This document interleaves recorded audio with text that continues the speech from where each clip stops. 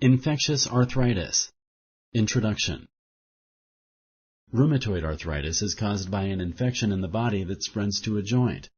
Select true or false. Correct. Infectious arthritis is caused by an infection in the body that spreads to a joint. This program focuses on infectious arthritis. Infectious arthritis is caused by an infection in the body that spreads to a joint. Select true or false. Correct. Sometimes an infection can spread to a joint and infect it.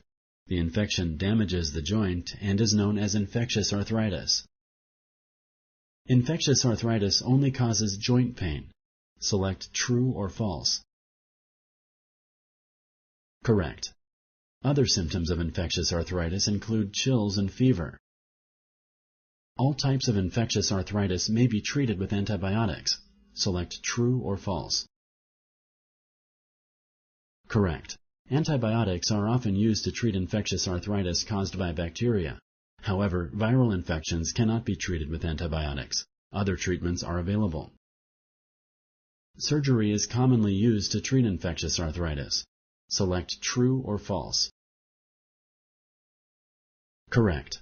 Rarely, surgery may be needed to treat infectious arthritis. However, early treatment can prevent serious damage and the need for surgery in most cases.